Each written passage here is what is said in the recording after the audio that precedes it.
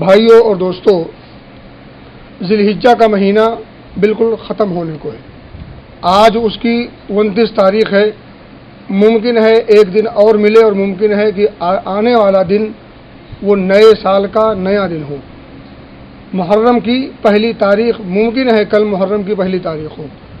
بہرحال میرے بھائیوں اور دوستوں، اللہ رب العزت نے انسانوں کی رشد و ہدایت کے لیے اور نبی مکرم صلی اللہ علیہ وسلم نے اس چیز کو بحسن خوبی لوگوں کے سامنے کھول کر کے رکھ دیا ہے کہ ایک انسان اپنی دین اور اپنے دنیا کو کیسے سجا اور سنوار سکتا ہے۔ وہ ساری کی ساری چیزیں کتاب و سنت میں بحسن خوبی موجود ہے۔ کوئی ایسا شعبہ نہیں اور کوئی ایسی شق نہیں جو انسان کے لیے ضروری ہو اور اس میں موجود نہ ہو۔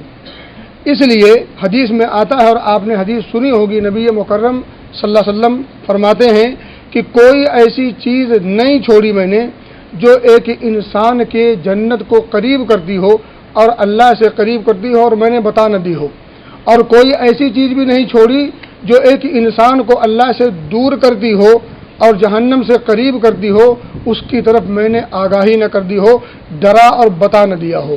معلوم یہ ہوا کہ ایک انسان کی کامیابی و کامرانی سے متعلق جتنی چیزیں تھیں نبی مکرم صلی اللہ علیہ وسلم نے کھول کر کے بیان کر دی، اور ایک انسان کے گمراہ ہونے کے لیے اور ایک انسان کے اللہ سے دور ہونے کے لیے اور ایک انسان کے خائب و خاسر ہونے کے لیے جتنی چیزیں تھیں ان تمام چیزوں کی طرف بھی نشاندہی آپ نے کر دی، تاکہ ایک انسان اچھی چیزوں کو اپنا کر اپنے آپ کو اچھا بنا کر اللہ رب العزت کا محبوب اور گزیدہ بندہ بن جائے، اور ان تمام چیزوں سے جو اس کے لیے نقصان دہ ہیں دنیاوی طور پر بھی اور اخروی طور پر بھی، ان تمام چیزوں سے بچا کر اللہ رب العزت کی جنت کو حاصل کر کے جہنم سے بچاؤ کا سامان ہے۔ میرے بھائیو دوستو، آنے والا مہینہ محرم کا مہینہ ہے۔ محرم کا مہینہ بھی دیگر مہینوں کی طرح سے مظلوم ہے۔ اس مہینے کو بھی لوگوں نے مظلوم ٹھہرا دیا۔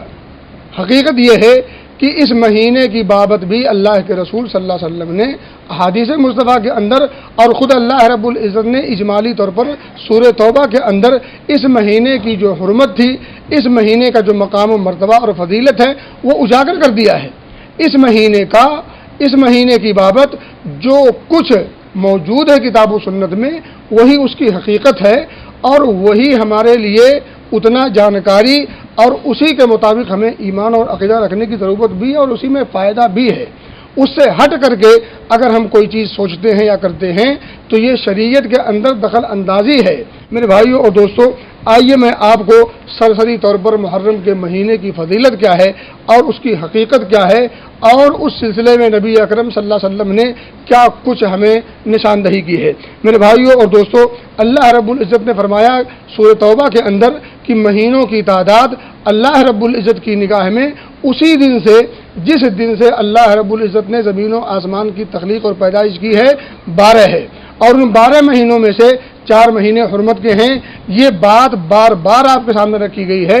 ابھی ذی الحجہ کا جب مہینہ شروع ہوا تھا تب بھی یہ گفتگو ہوئی تھی، ذی القعدہ کا مہینہ شروع ہوا تب بھی یہ گفتگو ہوئی ہے، اور رجب کا مہینہ جب اس سے پہلے آیا تھا تب بھی یہ بات رکھی گئی ہے۔ کہنے کی بات یہ ہے کہ ہر 4 مہینے میں یہ بات رکھی جاتی ہے کہ حرمت کے یہ مہینے ضرور ہیں، تقدس کے اور مبارک مہینے یہ ضرور ہیں، مگر ان مہینوں میں خصوصیت کے ساتھ کوئی کام اگر کرنا ہو تو ہمیں ٹٹولنا پڑے گا کون سا وہ کام ہے جس کی طرف اللہ نے قرآن میں اور جس کی طرف نبی اکرم صلی اللہ علیہ وسلم نے احادیث مصطفیٰ میں نشاندہی کی ہے۔ اگر اس کا ثبوت ملتا ہے تو ضرور کرنا چاہیے اور بالکل کرنا چاہیے، لیکن اگر اس کا ثبوت نہیں ملتا تو دیکھا دیکھی اور سماج میں کیے ہوئے کاموں کو دیکھ کر کے ہمیں کوئی چیز دین کے نام پر نہیں کرنی چاہیے۔ اللہ نے کیا فرمایا؟ مہینے 12 ہیں، یہ آج سے نہیں جس دن سے زمین و آسمان کی پیدائش ہوئی ہے، اور ان میں سے 4 مہینے حرمت کے ہیں، ادب کے ہیں، تقدس کے ہیں۔ ان مہینوں کی حرمت کو پامال نہیں کر سکتے۔ کیا مطلب؟ اللہ نے خود آگے بیان کیا ہے، فَلَا تَظْلِمُوا فِيهِنَّ أَنفُسَكُمْ، ان 4 مہینوں کے اندر خصوصیت کے ساتھ تم اپنے آپ پر ظلم نہ کرنا۔ ایک کام سے گویا کہ روک دیا گیا، ایک کام سے یہاں روکا گیا، وہ کام کون سا ہے؟ ظلم نہیں کرنا۔ یہ ظلم بہت وسیع معنی رکھتا ہے، اس پر گفتگو انشاءاللہ ہوگی۔ تو کہنے کی بات یہ ہے وہ 4 مہینے کون ہیں، اسے نبی مکرم صلی اللہ علیہ وسلم نے بخاری کے اندر اسی آیت کی تفسیر کرتے ہوئے وہاں وہ ذکر ہے، اس میں یہی آتا ہے کہ السنہ اتنا 10 شہرن کی مہینے کی سال 12 مہینوں پر مشتمل ہوتا ہے، منہا اربعۃ حرم، وہی الفاظ ہیں کہ اس میں 4 مہینے حرمت کے ہیں، ثلاثۃ متوالیات 3 مہینے پے در پے ہیں، اور 1 مہینہ ورجب مضر الذی بین جمادہ و شعبان، جو جمادی الاخرہ اور شعبان کے بیچ میں رجب کے نام سے آتا ہے، وہ 1 مہینہ ہے۔ گویا کہ ذوالقعدہ، ذوالحجہ اور محرم اور رجب یہ 4 مہینے حرمت کے ہیں، بابرکت مہینے ہیں، مقدس مہینے ہیں۔ ان مہینوں کے اندر کیا کرنا ہے، کیا نہیں کرنا ہے، اللہ رب العزت نے ایک بات کی طرف نشاندہی کی ہے، اور نبی اکرم صلی اللہ علیہ وسلم نے ایک بات کی طرف نشاندہی کی ہے۔ ان 2 باتوں کو سمجھ لیں، اس کے علاوہ جو کچھ اس مہینے میں ہو رہا ہو، کیا جا رہا ہو، وہ اسلامی سماج میں ہو یا غیر مسلم سماج میں ہو، وہ اس کا تعلق شریعت سے نہیں ہے۔ ان 2 چیزوں سے ہٹ کے اگر کوئی کام کرتا ہوا اس مہینے میں، اس مہینے کی خصوصیت کی وجہ سے، اس مہینے کی فضیلت کو سامنے رکھتے ہوئے اگر سماج میں وہ سماج اسلامی سماج ہو، مسلم معاشرہ ہو یا غیر مسلم معاشرہ ہو، کوئی بھی معاشرہ ہو، اگر ان 2 جملوں سے ہٹ کے ہے تو اس کا تعلق شریعت سے نہیں ہے، اور ہم شریعت والے ہیں، ہماری ذمہ داری بنتی ہے وہ ہم رواداری میں بھی وہ کام نہ کریں، وہ کام ہم رواداری میں بھی نہ کریں۔ اور ہم رواداری میں کیا کچھ نہیں کرتے، میرے بھائی دوستو، ہوش کے ناخن لینا پڑے گا۔ اللہ رب العزت نے اس مہینے کی حرمت کو اجاگر کیا اور ایک چیز سے روک دیا، فلا تظلموا فیہن انفسکم، اس مہینے میں ظلم نہیں کرنا۔ یہ جو 4 مہینے ہیں، ان مہینوں میں ایک مہینہ محرم کا آنے والا ہے، اور یہ مہینہ جو چل رہا ہے یہ مہینہ بھی حرمت کا ہے۔ ان مہینوں میں ظلم نہیں کرنا ہے۔ ظلم کیا ہے؟ ظلم کسے کہتے؟ نماز نہ پڑھنا یہ ظلم ہے اپنے آپ پر، جھوٹ بولنا یہ ظلم ہے اپنے آپ پر، غیبت چغلی کرنا یہ ظلم ہے اپنے آپ پر، اور ظلم کی سب سے بڑی اور سب سے بدترین شکل شرک ہے۔ ظلم کی سب سے بڑی اور بدترین اور بھیانک شکل شرک ہے۔ شرک سے بچنا ہے، اللہ کے رسول صلی اللہ علیہ وسلم کے حقوق کو بھی ادا کرنا ہے، اپنے حقوق کو بھی ادا کرنا ہے، لوگوں کے حقوق کو بھی ادا کرنا ہے۔ اگر یہ ادا کیے گئے تو ٹھیک، ورنہ ظلم سے بچو۔ اللہ رب العزت نے اپنے اوپر بھی ظلم کو حرام ٹھہرایا ہے، اپنے اوپر۔ حدیث قدسی ہے، اللہ کے رسول فرماتے صلی اللہ علیہ وسلم کہ اللہ تعالیٰ فرماتا یا عبادی، اے میرے بندو، انی حرمت الظلم علی نفسی، میں نے اپنے اوپر ظلم کو حرام ٹھہرایا ہے، وجعلتہ بینکم محرما فلا تظالموا، اور میں نے اپنے اوپر ہی نہیں ٹھہرایا بلکہ تم پر بھی یہ چیز لاگو کر دی ہے، اس لیے اب تم اپنے آپ پر یا ایک دوسرے پر ظلم مت کرنا، فلا تظالموا، آپس میں ایک دوسرے کے ساتھ ظلم نہیں کرنا۔ اللہ رب العزت نے پہلے اپنے اوپر ظلم کو حرام ٹھہرایا، پھر اپنے بندوں کو مخاطب کر کے کیا فرمایا کہ تم بھی آپس میں کسی کے ساتھ ظلم نہیں کرنا۔ میرے بھائیوں اور دوستوں، ظلم کی کئی شکلیں ہو سکتی ہیں۔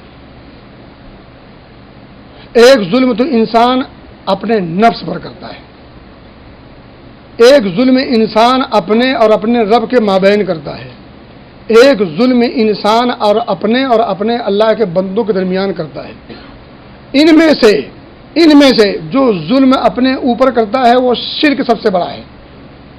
اس شرک کا ازالہ یہ ہے کہ انسان سچی توبہ کر لے، استغفار کر لے، لوٹ جائے اس گندگی سے، آ جائے توحید کی طرف، ازالہ ہو گیا، صفائی ہو گئی۔ لیکن اگر اس گندگی کے ساتھ اس دھرتی سے اس جہان کو گیا تو پھر اللہ رب العزت نے یہ فیصلہ سنا دیا ہے، اور یہ فیصلہ بالکل اٹل ہے، اور وہ اٹل کیا ہے؟ ایسے لوگوں کی بخشش نہیں بلکہ جہنم ہے ٹھکانہ۔ اور جو بندہ ظلم کرتا ہے اپنے اور اپنے رب کے مابین، اللہ رب العزت کی مرضی ہے، چاہے وہ بخشش کا پروانہ دے دے، معاف کر دے، اور چاہے تو اس کی پکڑ کر کے جہنم میں ڈھکیل دے۔ اور ایک ظلم انسان اپنے بھائیوں کے ساتھ کرتا ہے، جس کو ہم حقوق العباد بھی کہہ سکتے ہیں، اس کی کوئی بھرپائی نہیں، اس کی بھرپائی صرف اس دنیا میں ہو سکتی، مرنے کے بعد اس کا ازالہ نہیں ہو سکتا، مرنے کے بعد اس کی بھرپائی نہیں ہو سکتی۔ اس کی پھر ایک ہی شکل بچتی ہے کہ اللہ کی بارگاہ میں آپ کھڑے ہوں گے، آپ کا وہ بھائی کھڑا ہوگا جس کے ساتھ آپ نے ظلم کیا ہوگا، اللہ رب العزت اس ظلم کا بدلہ دلائے گا، اور بدلہ دینے کی وہاں کوئی شکل نہیں ہوگی سوائے ایک کے، اور وہ شکل کیا ہے؟ آپ کی نیکیاں اٹھا کر کے اس کے بقدر اس کو دے دی جائیں گی۔ نیکیاں اگر خدا نخواستہ نہ ہوئیں تو اس کے گناہ آپ کے سر پہ لاد دیے جائیں گے۔ انتہائی خسارے کا سودا ہے، اس سے بڑے نقصان کا سودا اور کچھ نہیں ہو سکتا۔ رب کے بابین انسان کوئی خطا کر جائے، اللہ رب العزت کے ہاں معافی کی امید ہے، لیکن ایک انسان اپنے بھائیوں کے تئیں حقوق العباد میں کمی کر جائے، کوئی چانس نہیں، کوئی راستہ نہیں بچاؤ کا۔ اس کا ایک ہی حل ہے، آپ کی نیکیاں یا تو دے دی جائیں گی اس کو، یا اس کے گناہ آپ کے سر پہ لاد دیے جائیں گے، اور یہ دونوں معاملہ بڑا گمبھیر ہے۔ دوسری بات یہ، جب آپ احادیث پڑھیں اس مہینے کے حوالے سے، محرم جو آ رہا ہے کل یا پرسوں سے، اس حوالے سے آپ احادیث مصطفیٰ کا مطالعہ کریں ایمانداری اور دیانتداری کے ساتھ، موضوع من گھڑت اور ضعیف حدیثوں سے بچتے ہوئے۔ اور اس مہینے کے حوالے سے بہت ساری حدیثیں گھڑی گئیں اور دین کے نام پر پیش کی گئیں، اور وہ آج ہمارے مابین چلتی پھرتی رہتی ہیں، بے بنیادی باتیں ہوتی ہیں، حقیقت سے اس کا کوئی تعلق نہیں ہے۔ آئیے صحیح حدیث پڑھتے ہیں۔ اللہ کے رسول صلی اللہ علیہ وسلم فرماتے ہیں، افضل الصیام بعد رمضان شہر اللہ المحرم، افضل الصیام بعد رمضان، رمضان کو چھوڑ کر، اس مہینے کو چھوڑ کے اگر کوئی مہینہ جس مہینے میں روزہ رکھنا افضل ہے، بہتر ہے، زیادہ ثواب والا ہے، رمضان تو فرض ہے تو رکھنا ہی رکھنا ہے، اس کو چھوڑ کر نفلی طور پر اگر کوئی مہینہ سب سے زیادہ افضل ہے روزے کے حساب سے، شہر اللہ المحرم، اللہ کا مہینہ محرم کا مہینہ ہے۔ یہ اللہ کا مہینہ کا مطلب یہ ہرگز نہیں باقی مہینے کسی اور کے ہیں، یہ اس مہینے کی فضیلت کو اجاگر کرنے کے لیے اللہ رب العزت نے اس کی نسبت اپنی طرف کی ہے۔ اللہ نے اس مہینے کی حرمت کو، اس کے تقدس کو اجاگر کرتے ہوئے اپنی طرف اس کو نسبت کی، کہا شہر اللہ، یہ اللہ کا مہینہ ہے، محرم مہینہ ہے۔ میرے بھائیوں اور دوستوں، مہینے محرم کی فضیلت واضح ہو گئی کہ یہ مہینہ جو محرم کا مہینہ ہے بڑا فضیلت والا مہینہ، ٹھیک ہے۔ کرنا کیا ہے؟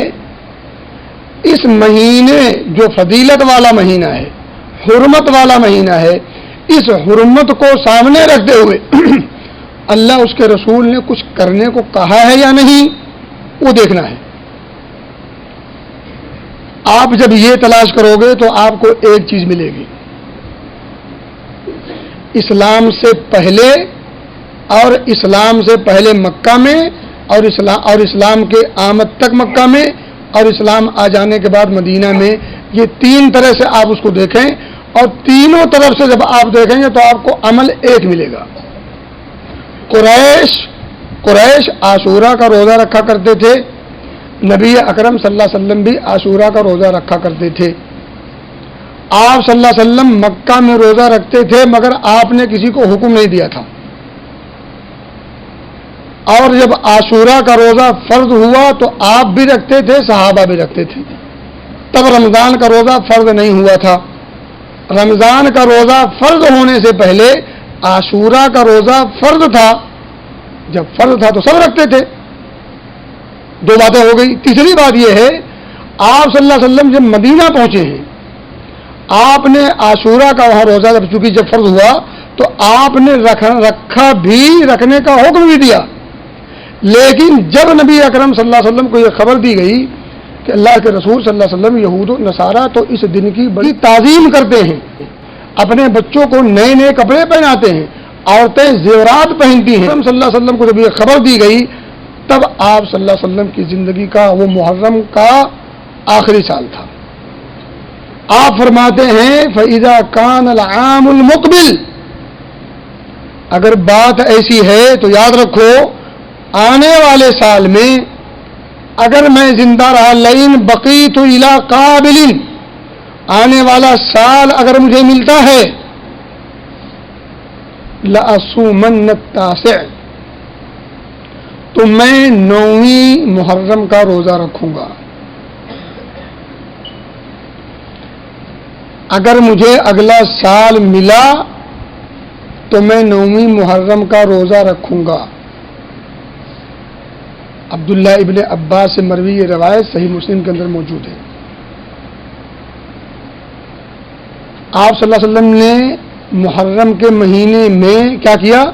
آپ نے فرمایا افضل الصیام بعد رمضان شہر اللہ المحرم، پورے مہینے کے حساب سے یہ مہینہ روزہ رکھنے کے لیے افضل ترین عمل ہے۔ روزہ افضل ترین عمل ہے اس مہینے کی حرمت کو ملحوظ رکھ کے۔ البتہ خصوصیت کے ساتھ عاشورہ کا روزہ رکھنا یہ جب فرض تھا تو تھا، لیکن جب رمضان کا روزہ فرض ہوا تو آپ صلی اللہ علیہ وسلم نے صحابہ کو حکم دیا من شاء صامہ ومن شاء ترکہ، جو شخص چاہے روزہ رکھے، جو چاہے نہ رکھے، نفلی ہو یا کہ وہ مستحب ہوا۔ یہ مسنون ضرور ہے، اب فرض نہیں رہا۔ اب جب فرض نہیں رہا تو جو چاہے رکھے گا تو ثواب یہ ہے یکفر السنۃ الماضیہ، پچھلے پورے 1 سال کے گناہوں کا کفارہ ہے۔ اگر کوئی روزہ رکھے عاشورہ کا تو پچھلے پورے 1 سال کے گناہوں کا کفارہ نہ رکھے نہ صحیح، پورے مہینے کے حساب سے روزہ رکھنا، خصوصیت کے ساتھ عاشورہ کا روزہ رکھنا، اور یہ چیلنج کے ساتھ بات کہی جا سکتی کہ اس مہینے کی خصوصیت کو سامنے رکھے اللہ اور اس کے رسول کے فرامین میں سے کوئی تیسرا عمل نہیں ملے گا آپ کو۔ ظلم نہ کرو، اللہ نے اشارہ کیا، یہ مہینہ روزے کے حوالے سے بڑا مبارک مہینہ ہے، افضل مہینہ ہے، یہ نبی نے احادیث میں بیان کیا۔ ان 2 باتوں کے علاوہ اس مہینے کی بابت کوئی تیسری بات آپ کو اتھینٹک نہیں مل سکتی، ان کے گھروں سے مل سکتی، ابو بکر و عمر عثمان و علی کے گھر سے نہیں مل سکتی۔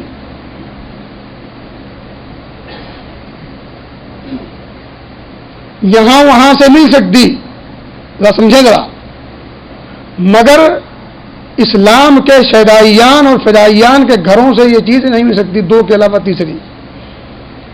اس لیے اگر اسلام کی خوبو کچھ ذہن میں ہے، اسلام سے کچھ لگاؤ ہے، کتاب و سنت سے کوئی سروکار ہے، تو آپ ان 2 کاموں کے کرنے کا اہتمام کیجئے جہاں تک ہو سکے، اللہ اس کی توفیق دے۔ اور ان 2 کاموں کے علاوہ تیسرا کام شریعت سے ہٹ کے ہے، اور جو کام شریعت سے ہٹ کے ہو اس میں خیر نہیں ہوتا، اس میں خیر نہیں ہوتا۔ میرے بھائی دوستو، یہی میں اشارہ کرتا چلوں، 10 محرم کو ایک بڑا حادثہ ہوا، اس حادثے کی تاریخی حیثیت ضرور ہے، جس کے ساتھ حادثہ ہوا وہ بڑا عظیم ہے۔ آپ صلی اللہ علیہ وسلم کی آنکھوں کا تارا ہے وہ، آپ کی آنکھوں کا دل کا سرور ہے وہ، اس میں کوئی شبہ نہیں، جنت کے جوانوں کا سردار ہے بلا شک و شبہ، اہل بیت کے پھولوں میں سے پھول ہے وہ، مہکتا پھول ہے وہ، معطر پھول ہے، سب کچھ بچا ہے، لیکن یہ ایک حادثہ ہے، تاریخی حادثہ ہے، اس میں کوئی شبہ نہیں، اور یہ کوئی نیا اور انوکھا حادثہ نہیں ہے، اس سے پہلے اس سے بھیانک حادثے ہو چکے ہیں، اس سے کہیں زیادہ اندوہناک اور خطرناک حادثے ہو چکے ہیں، دل کو چھلنی کرنے والے اس سے پہلے بڑے بڑے حادثات ہو چکے ہیں، اور اسلام کے نام پر ہوئے ہیں، کیوں بھول جاتے ہیں؟ حادثہ ہے، تکلیف ہوتی ہے، اس میں کوئی شبہ نہیں، لیکن حادثات پر مومن غم اور واویلا نہیں کرتا. مومن کو سکھلایا گیا ہے اذا اصابتہم مصیبہ، جب مصیبت آئے تو کیا کرنا ہے. اذا اصابتہم مصیبہ، پہلے زبان سے اللہ کی طرف اپنے لوٹائے جانے کا، اور زبان سے یہ ہمیں بباغ دول اعلان کرنا ہے اللہ جو کچھ ہے تیری طرف سے ہے، اور ہم بھی لوٹ کے تیری طرف ہی آنے والے ہیں. منہ سے فوراً بولنا ہے انا للہ، ہم سب اللہ کے ہیں، وانا الیہ راجعون، جانا بھی لوٹ کے تیرے پاس ہے. اور جب میرے بھائی دوستو یہ طرز مومن اپناتا ہے تب اللہ کہتا ہے اولئک علیہم صلوات من ربہم ورحمہ، یہ مومنوں کی شان ہے. نبی مکرم فرماتے ہیں کہ مومن کا معاملہ بڑا عجیب و غریب ہے، بڑا اچھوتا اور انوکھا ہے. حدیث ہے مومن کے معاملات انوکھے اور عجوبے ہوتے ہیں، دیکھ کے دنیا آشاش کرے، رشک کرے. معاملہ کیا ہے؟ اذا اصابتہ سرا شکر فہو خیر اللہ، اسے کوئی خوشی لاحق ہوتی ہے شکر کا جامہ بن جاتا ہے، اللہ کے دربار میں سجدے شکر ادا کرتا ہے، نمازیں پڑھتا ہے، اچھے اچھے کام کرنے کے لیے آگے بڑھ جاتا ہے. اذا اصابتہ سرا شکر فہو خیر اللہ، یہ اس کے لیے اچھی چیز ہے. وَإِنْ أَصَابَتْهُ ضَرَّاءٌ صَبَرَ، مصیبت آ گئی صبر کیا فَهُوَ خَيْرٌ لَهُ، یہ بھی اس کے لیے بہتر ہے. حدیث کا آخری ٹکڑا ہے یہ کام صرف مومنوں کے یہاں ہوتا ہے. وَلَيْسَ ذَلِكَ لِأَحَدٍ إِلَّا لِمُؤْمِنٍ، خوش ہو جائیے. اور اگر یہ خوبی سے ہٹ کے کسی کو دیکھیے تو ماتم وہ کریں ہم نہ کریں. مومن ماتم نہیں کرتا. مومن کے ہاں یا تو شکر ہے یا تو صبر ہے. آپ اسلام کی اگر تقسیم کریں دوسرے ناحیے سے تو اسلام کی دو قسم ہے، ایک قسم ہے شکر اور ایک قسم ہے صبر. ہر نعمت پر شکر بجا لائے یہ مومن کی شان ہے، اس کا کام ہے، اور ہر مصیبت پر صبر کرے اور پھر اسباب اپناتے ہوئے اپنی زندگی گزارتا چلا جائے، اس کا نام صبر ہے. یہ دو تقسیم ہوتی ہے اسلام کی ایک دوسرے ناحیے سے. گویا کہ اسلام دو پہیوں پر کھڑا ہے، ایک شکر کی پہیا ہے، دوسری صبر کی پہیا ہے. میرے بھائی شہادت اس سے پہلے بھی ہوئی. اگر یہ اس لیے ہے کہ یہ آل رسول سے ہے تو آل رسول میں اس سے پہلے اور لوگ بھی شہید ہو چکے ہیں. اگر یہ اس لیے ہے کہ حادثہ بڑا اندوہناک تھا اس سے پہلے بھی اندوہناک حادثے ہو چکے.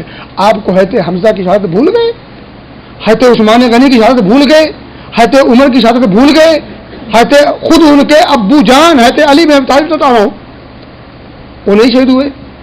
یہ میں جن کے نام لیا ہوں ان کی اہمیت ان سے کہیں زیادہ ہے، یہ امت کا اتفاق ہے. ان کی شان اپنی جگہ، لیکن جب آپ مراتب لکھو گے، نمبرنگ دو گے تو جو نمبر عمر کا ہے وہ عثمان کا نہیں، جو عثمان کا نمبر ہے وہ علی کا نہیں، اور جو علی کا نمبر ہے وہ حسین کا نہیں رضی اللہ تعالی عنہم اجمعین. مقام اپنی جگہ، فضیلت اپنی جگہ، لیکن کیا فضیلت کی بنیاد پر کوئی ماتم منایا جا سکتا ہے؟ ماتم منانے والوں کو نبی مکرم صلی اللہ علیہ وسلم نے اپنی شریعت سے خارج کر. لیس منا، اس کا تعلق ہم سے نہیں. من لطم الخدود، جو اپنے چہروں پر اپنے گالوں پر تھپڑ مارے، لیس منا، اس کا شریعت مطالعہ سے کوئی تعلق نہیں. وہ ہمارے بھائی ہوں چاہے رواداری میں کرتے ہوں، ہمارے بھائی بھی رواداری میں بہت کچھ کر جاتے ہیں، رواداری میں نماز میں کیوں نہیں آتے؟ رواداری میں آپ جھوٹ سے پرہیز کیوں نہیں کرتے؟ رواداری میں آپ بددینوں کے ساتھ بددینی کا کام کریں گے؟ یہ کون سی رواداری ہے؟ یہ احمقانہ فعل ہے، یہ جہالت ہے، یہ بے دینی ہے، اور دین سے جہالت کا اور کیا ہو سکتا ہے؟ یہ لیس منا. نبی مکرم فرماتے صلی اللہ علیہ وسلم اس کا تعلق ہم سے نہیں. اور ایسے آدمی کا، ایسے لوگوں کا تعلق آپ سے ہو کیسے سکتا ہے؟ آپ پڑھیں ان کی کارستانیاں، ان کی تقریب کاریاں، اور دین کے نام پر انہوں نے کیا کیا گل کھلایا آپ کو پتا نہیں؟ اسی لیے آپ ان کی رواداری کرتے ہیں. لیس منا من لطم الخدود وشق الجیوب، جو اپنے گلے پھاڑے اس کا تعلق ہم سے نہیں. ودعا بدعوى الجاہلیہ، جاہلیت کی پکار پکارے، ماتم کنا ہو. النائحہ اذا لم تتب قبل موتها تقام یوم القیامہ وعلیہا سربال من قطران ودرع من النار. النائحہ، نوحہ کرنے والی اگر مرنے سے پہلے توبہ نہیں کر لیتی تو قیامت کے دن وہ اٹھائی جائے گی اس حال میں کہ گندھک کے کپڑے اسے پہنائے، خارش والے، کھجلی والے گندھک کے کپڑے اسے پہنائے جائیں گے. بڑے سے بڑا حادثہ ہو جائے ایک مومن کے ہاں، ایک بیوی کا شوہر مر جائے، 4 مہینہ 10 دن سوگ مناتی ہے، اور اس سوگ میں بھی وہ گال نہیں پیٹنا ہے، گریبان نہیں پھاڑنا ہے، بال نہیں نوچنا ہے. ایک سوگ کا جو ایک سسٹم ہے اسلامی دائرے میں 4 مہینہ 10 دن. کیا ہر سال وہ 4 مہینہ 10 دن مناتی؟ شوہر سے بڑا اس کا اس دنیا میں کوئی نہیں ہوتا، حتیٰ کہ ماں باپ بھی نہیں ہوتے، بھائی بہن اور بیٹے بیٹیاں بھی نہیں ہوتے. ایک عورت کے لیے اس کے شوہر سے بڑا اس دھرتی پر کوئی نہیں ہوتا خرخواہ. ہاں، ماں باپ بھی نہیں ہوتے، وہ بھی اس حد تک کام نہیں آ سکتے جو اس کے مصائب میں اس کا شوہر کام آ سکتا ہے. شوہر کی وفات پر وہ صرف پہلے سال 4 مہینہ 10 دن تک سوگ منائے گی، اور اگر وہ حمل سے ہے تو وضع حمل تک، یعنی جب بچہ پیدا ہو جائے بات ختم ہو گئی. کیا ہر سال وہ سوگ مناتی ہے؟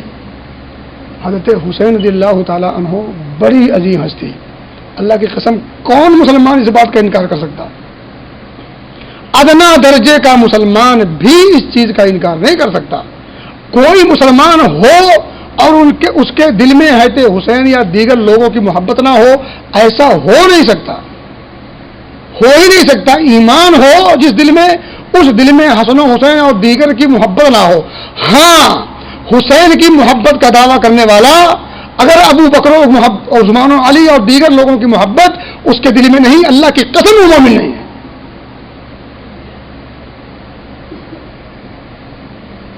یہ کیوں بھول جاتے؟ حسین کی محبت ہو ایمان کے ساتھ، عثمان سے بغض ہو، عمر سے نفرت ہو، ابو بکر سے عناد ہو اور مومن ہو، کوئی اور ایمان ہوگا، کوئی اور اسلام ہوگا، کوئی اور دین ہوگا. یہ دین وہ دین نہیں جو قرآن کی شکل میں نبی مکرم صلی اللہ علیہ وسلم لے کر کے آئے ہیں. معاف کیجئے گا، شریعت مطہرہ نے محرم کے مہینے میں، اور یہ واقعہ کب پیش آیا؟ نبی مکرم صلی اللہ علیہ وسلم کی وفات کے 50 سال کے بعد کا یہ واقعہ. آپ کی وفات کے 50 سال کے بعد جو حادثہ ہو وہ دین ہو، اور آپ کی زندگی میں جو حادثہ ہو وہ دین نہ ہو. حمزہ سمیہ کو کیوں بھول جاتے ہیں؟ آل یاسر کو بھول گئے؟ آپ صلی اللہ علیہ وسلم جس کے لیے رو پڑیں، جس کے لیے آپ بے چین ہو جائیں، بےقل ہو جائیں، وہ آپ کی موجودگی کا یہ واقعہ ہو، وہ اسے دین کا مقام حاصل نہ ہو ماتم کرنے کے لیے، اور آپ کی وفات کے 50 سال کے بعد جو حادثہ ہو اسے دین کا مقام دے دیا جائے. اس سے بڑی جہالت، اس سے بڑی بے دینی اور کیا ہو سکتی ہے؟ آپ عقل مند لوگ. اس لیے امت کے ہر فرد کی یہ ذمہ داری ہے کہ ایسے گھناؤنے کام سے بچیں.